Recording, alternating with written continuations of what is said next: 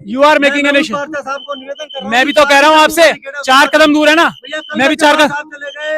हाँ सब चले गए। मैं अम्बेडकरवादी हूँ, मैं अम्बेडकरवादी हूँ, मैं अम्बेडकरवादी हूँ। ये देखो, यही है, ये सच्चाई है। अब आपको सच्चाई समझ में आ गई, यही सच्चाई है।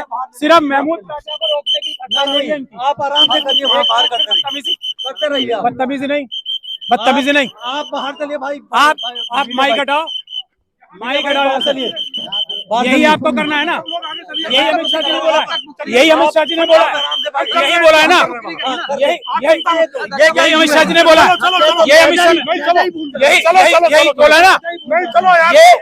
ये उनको डरा सकते हो तो मुझे नहीं। अपनी लिमिट में रहो, कानून की लिमिट में रहो, अपनी लिमिट में रहो, लिमिट में, लिमिट में, लिमिट में, लिमिट में उंगली दिखा रहा हूँ, लिमिट में, लिमिट में, अपनी लिमिट में रहो। आप पुलिस इंस्पेक्टर हो, अपनी लिमिट में रहो। मेरी लिमिट पता है मुझे, तुम अपनी लिमिट में रहो। कानून पता है, कानून पता है। ये किसी और को मत समझना, चलो यार, किसी और को नहीं समझना है तुम। मैं बता रहा हूँ, किसी और को मत समझना, ये कोई और नहीं है। अपना काम करो, जाके काम ड्यूटी करो कानून के हिसाब से, ये बदतमीजी मत करो। चलो भाई, चलो चलो आप लोग, चलो मुझे बताएंगे सर आपको वहाँ से हटाया गया है। देखिए, डर सिर्फ अम्बेडकरवादियों का है, किसी को डर नहीं है। अब सिर्फ मैं क्या बात करता हूँ कि बुद्धिस्ट समाज को, क्रिश्चियन समाज को और हर एक समाज को मिलकर लड़ाई लड़नी है, क्योंकि ये हर एक समाज के ऊपर हमला है। इसी बात से आरएसएस और बीजेपी को तकलीफ है।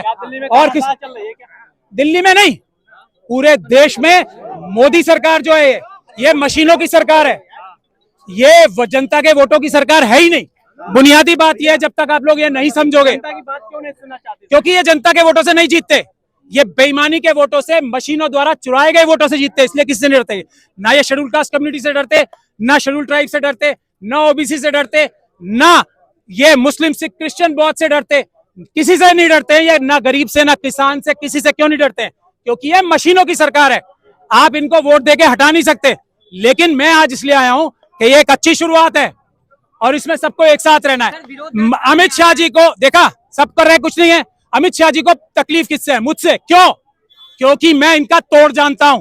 मैं जानता हूं कि ये मशीनों की सरकार है। मैं अच्छे से जानता हूं कि मैंने 16 पॉइंट का वक्फ एक्ट दिया है। वक्फ एक्ट वही लागू होगा, ये अम्बेडकरवादी का कॉल है, ये एक सच्चे मुसलमान का कॉल है। और यही 16 पॉइंट जिसमें उम्र कैद की सजा है वक्फ की प्रॉपर्टी चुराने के लिए, जिसमें सारी प्रोसीडिंग, एक मिनट सुन लो, वीडियोग्राफी होगी वक्फ की सारी, जिसमें जितने किसी ने वक्फ की प्रॉपर्टी चुरा रखी है, कोई भी हो, चाहे मैं खुद क्यों ना हूं, वो सब जेल जाएंगे, उम्र कैद होगी। यही है, इसी चीज को इम्प्लीमेंट होगा, आज नहीं तो कल होगा ही। हम इससे डरने वाले नहीं है। हम जल्दी प्रेस कॉन्फ्रेंस करके ये जो कार्रवाई हो रही है उसमें अपनी कार्रवाई भी बताएंगे। आप वक्फ एक्ट पे बात कर रहे थे, लेकिन आपको बात नहीं करने दिया गया। आपको कह रहे हैं, देखिए, मैं वक्फ एक्ट पे सिर्फ बात करूं, अभी मुझे बुलाएंगे, वेलकम करेंगे और मेरे सर पे फूलमाला भी बनाएंगे, ये अमित शाह जी का काम है।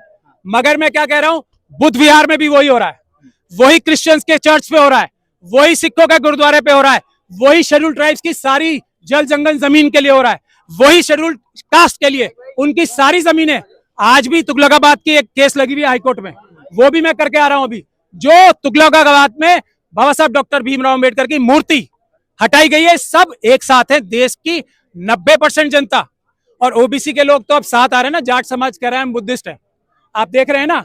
अब जब ये 90% जनता एक साथ है, तो 90% को जो एक करने की बात करेगा वही अमित शाह साहब का सबसे बड़ा दुश्मन है।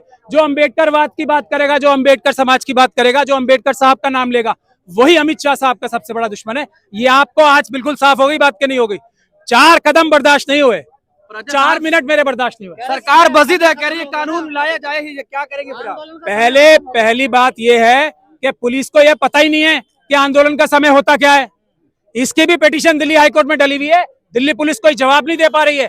यहाँ रोकने की ताकत पुलिस में नहीं है। हम भी तो करते हैं प्रोटेस्ट, हम कोई परमिशन नहीं लेते क्योंकि हमें कानून पता है।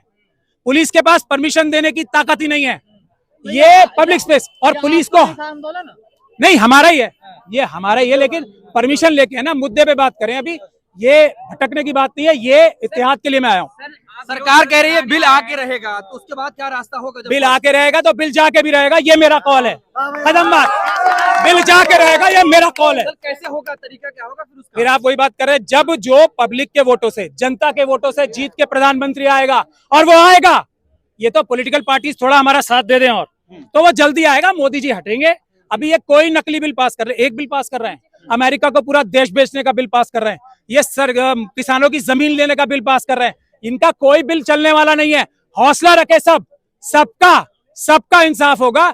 ये जो मशीनों द्वारा चुनी गई सरकार है, इसको हटाना है, और पब्लिक के वोटों द्वारा जो सरकार आएगी वो सबका हक उसके हिसाब से इंसाफ और संविधान के हिसाब से करेगी। इतनी सी बात है, डरने की कोई जरूरत नहीं। इस बिल के खिलाफ आपको सरकार की क्या मंशा दिख रही है? अडानी जी को सारी वक्फ की जमीन है, जैसे रेलवे की दे दी, जैसे डिफेंस की इतनी सारी जगह दे दी, जैसे एयरपोर्ट दे दिए, जैसे पोर्ट्स दे दिए। अडानी साहब को, अंबानी साहब को, यूसुफ लुलू जैसे बेईमान जो अपने आप को उद्योगपति कहते हैं, उनको जमीनें देने का काम है और कोई काम नहीं। ये किसी आम जनता के काम नहीं आने वाली है वक्फ की प्रॉपर्टी। चलिए यहाँ से लूट के मुस्लिम जगह जो जगह है, जो अल्लाह की जगह है, वो लूट के किसी गरीब को दे देंगे। जानी सारी अंबानी के पेट में, अडानी के पेट में, यूसुफ लुलू के पेट में, और कोई वजह नहीं है। ये बात बिल्कुल साफ रखे अपने जहन में। तो राजा साहब, एक सवाल की कहा जा रहा है कि शाहीन बाग फिर से बनेगा, लेकिन सरकार में बैठे लोग कह रहे हैं जलियांवाला बाग भी याद रखना चाहिए फिर। अरे मैं भी तो बता रहा हूँ, जलियांवाला बाग वाले जीते थे, ये सरकार को बताना चाहते हैं। अभी तो जो अप्रैल थी 2018 भूल गए? हम नहीं भूले, हमें याद है, हमें भीमा कोरेगांव याद है। और बताओ क्या याद कर रहा है तुम्हें? शाहीन बाग भी है, किसान आंदोलन भी है, सब आंदोलन याद है हमें। और सब सरकार है ही नहीं ना। हम तो सरकार चाहते हैं, सरकार आ जाए जो पब्लिक के वोटों से आए। जैसे ही हम ये मशीनों की लड़ाई जीतेंगे, पेपर बैलेट वापस आएगा, ये सरकार को जेल में मिलेंगे सारे मंत्री आपको, जो आज चोरी कर रहे हैं ना, अडानी जी और अंबानी जी के कहने पे और यूसुफ लुलू के कहने पे, ये सब जेलों में मिलेंगे। ये मेरा कॉल है, अम्बेडकरवादी का एक पक्का, जो ईमान वाला मुसलमान है और अम्बेडकरवादी है, ये उसका कॉल है, सब जेलों में मिलेंगे। और पैसे लगा दिए इन्होंने, ये मैं कह रहा हूँ, आपका किडनी भी बेच देंगे ये। आप आने दो ना वक्त, ये लूट के आपकी किडनी भी दे देंगे सभी।